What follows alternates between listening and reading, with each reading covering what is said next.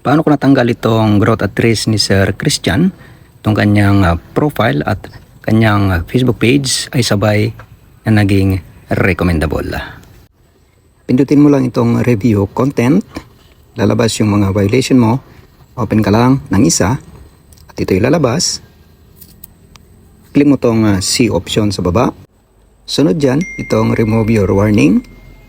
Pindutin mo lang. Ito'y lalabas. Click mo itong get started. I understand. Click lang. I understand ulit. Same lang din. Then dito, piliin natin tong you misunderstood my content. Then submit. Tayo natin na mag-loading.